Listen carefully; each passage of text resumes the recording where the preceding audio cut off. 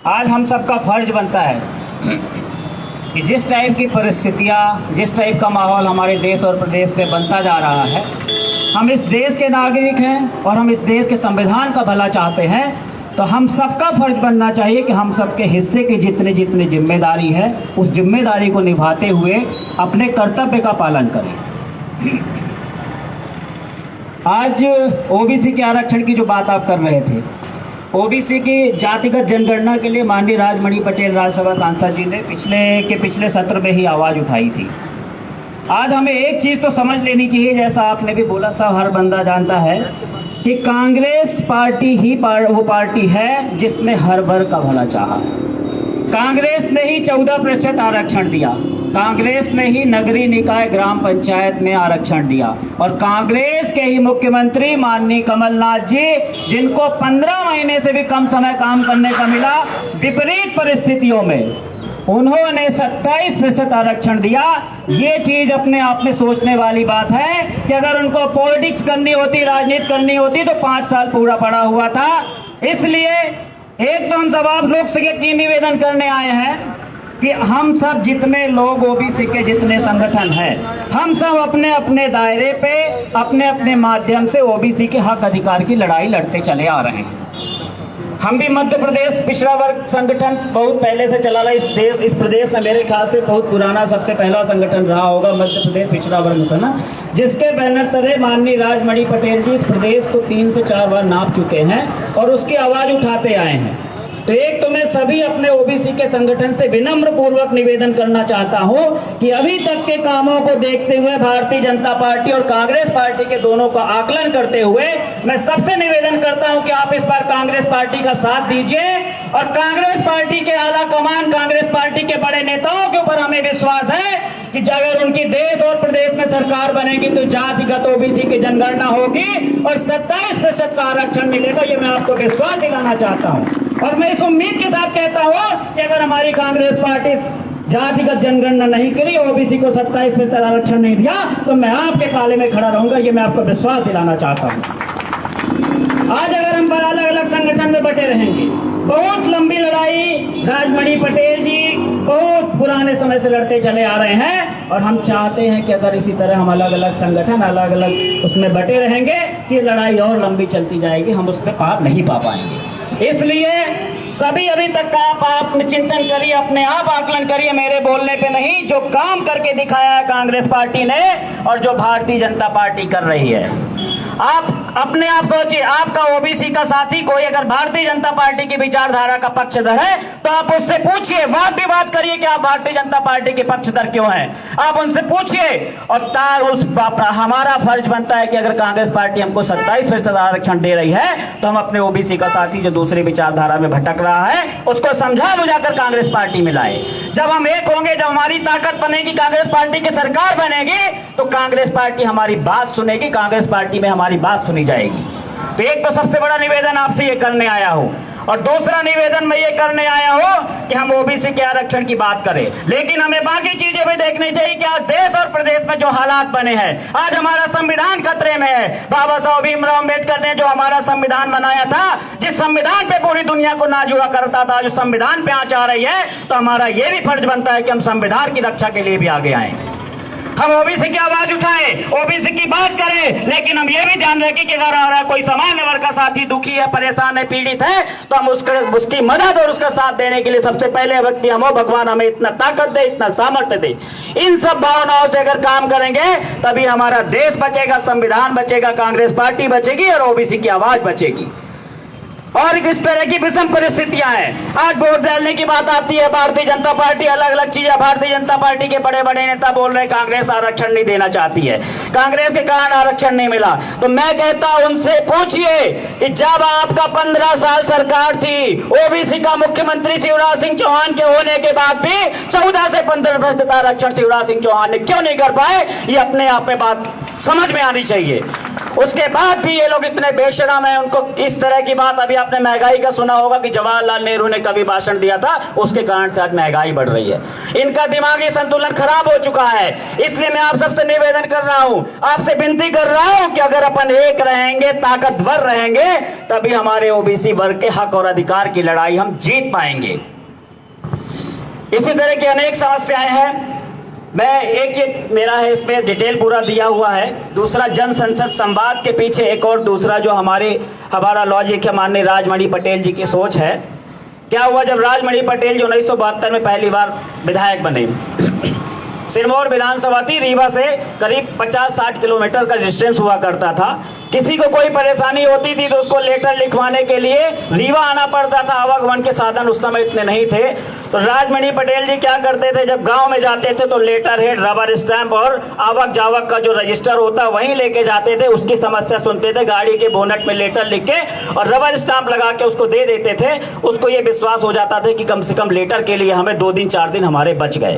तो ये हमारा जन संसद संवाद का जो प्रोग्राम है, ये उसी की एक परिकल्पना है कि आपको अगर एक राज्यसभा सांसद के किसी भी बात के लिए, किसी आपके काम नहीं हो रहा, उसके लिए अगर आपको सिफारिश करनी होती तो आपको दिल्ली और भोपाल जाना होता है। इसलिए हमारे जो जिला कांग्रेस कमेटी पिछड़ा वर्ग विभाग के जो अध्यक्ष हैं, ये हमारे रिप्रेजेंटेटिव हैं। आपको आपके जिले में कहीं भी किसी तरह की कोई भी समस्या हो रही तो आप इनके पास आएंगे और इस कार्यक्रम के तहत ही अपना लेटर हेड लगा करके आपका मेरे पास भेजेंगे।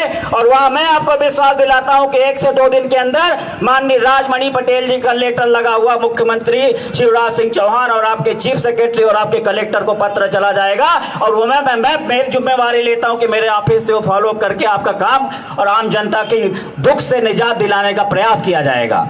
ये उस चीज की परिकल्पना है कि जिससे एक आम आदमी जो परेशान है, जो दिल्ली भोपाल, दिल्ली बॉम्बे नहीं जा सकता है और उसकी परेशान है, उस परेशानी को, पीड़ा को जो कांग्रेस पार्टी शुरू से करती आई है, उसी को एक कदम और आगे बढ़कर इस प्रयास को हम करने का प्रयास कर रहे हैं। और इसमें हम चाहते हैं कि आम जनता सबका साथ मिले और जिला अध्यक्ष जी संडे या मंडे किसी एक दिन ऐसा बना ले कि जिस दिन वो डिसाइड कर ले कि हम 4 घंटे 3 घंटे यहाँ पर बैठेंगे, किसी की भी समस्या आएगी उसका समस्या निराकरण करेंगे। क्योंकि आज हमारा मुकाबला भारतीय जनता पार्टी जैसी पार्टी से है। आज कांग्रेस पार्टी मीडिया चैनल नहीं खरीद सकती है, आज कांग्रेस पार्टी बड़े बड़े पेपरों में विज्ञापन नहीं दे सकती है। तो कांग्रेस पार्टी सिर्फ वही काम करेगी जो पहले से करती चली आ रही है कि आम जनता की समस्या, आम जनता की दुख और परेशानी को बांटने का प्रयास करेगी। मैं आम जनता सबसे आपसे निवेदन करता हूं कि आप इस काम में हमारा सहयोग दे, हमारा साथ दे, ताकि जो भी परेशानी है लोगों की हम दूर करने का प्रयास कर सके। इसके साथ मैं आप लोग से एक और निवेदन करना चाहता हूं कि जिस तरह भारतीय जनता पार्टी बरगलाने का काम करती है, आप अपने आप सोचिए, इनके जितने भी इन्होंने 2014 के पहले निर्णय किए, जिन जिन बातों को 2014 में बोल के सरकार में आए, उनमें से एक भी बातों का पूरा नहीं किया। कोई भारतीय जनता पार्टी का नेता कभी आपसे अपने कामों पे वोट मांगता हुआ नहीं दिखेगा। कोई भारतीय जनता पार्टी का नेता कभी आपसे नहीं बोलेगा कि हमने स्कूल कॉलेज खोले, हमें वोट दो। कोई भारतीय जनता पार्टी का नेता कभी भी आपसे अपने कामों पे वोट करता हुआ नहीं दिखाएगा। हमारी कमलनाथ सरकार 15 महीने से कम समय मिला, हम सीधा ठोक कर कहते कि हमने 27 लाख किसानों का कर्जा माफ किया, हमें वोट दो।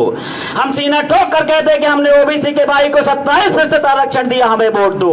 हम सीना ठोक के कहते कि हम अपने सामान्य वर्ग के साथी को 10% आरक्षण दिया, हमें वोट दो। लेकिन आप अपने आप पूछिए, आप उनसे वाद विवाद करिए कि आप क्यों नहीं बोलते कि हमने अपने गरीब व्यापारी के ऊपर 28% जीएसटी लगाकर कर दिया, हमें वोट दो। कोई भारतीय जनता पार्टी का नेता क्यों नहीं बोलता है कि हमने गरीब मजदूर को उसके खून पसीने की कमाई को एटीएम में बंद करके नोटबंदी के समय लाइन में खड़े होकर मर जाने पर मजबूर कर दिया, हमें वोट दो। आप पूछिए कि आप इस तरह की बातें क्यों नहीं करते। कांग्रेस पार्टी ने इस देश को बनाया और भारतीय जनता पार्टी के लोग इस देश की सारी एक एक करके सभी कंपनियों को बेचते जा रहे हैं। इसलिए जिस तरह हमारे पूर्वजों ने अपने प्राणों की आहुति देकर इस देश को आजाद कराया था, आज उसी तरह की भावना को अपने अंदर लाने की जरूरत है। आज आप देखते हैं, अगर चाइना हमारे ऊपर अटैक करता तो हमारा कौन खोल जाता है कि अगर भगवान हमें एक बंदूक मिल जाए तो हम दुश्मन का छलनी सीना छलनी कर देंगे। उसी तरह के भाव लाने की जरूरत है, उसी तरह के जज्बात अपने अंदर लाने की जरूरत है। क्योंकि आज हमारे देश, हमारे संविधान, हमारे किसान, हमारे नौजवान पे आज आ रही है। आप सोचिए, हमारा किसान, हमारा अन्नदाता जिसको कहते हैं, दिल्ली की सड़कों में इतने दिन से बैठा है, उसकी कोई बात नहीं सुनी जाती है। इसलिए हमें विश्वास है कि आप हमारे इस निवेदन पर अमल करेंगे और सोचेंगे।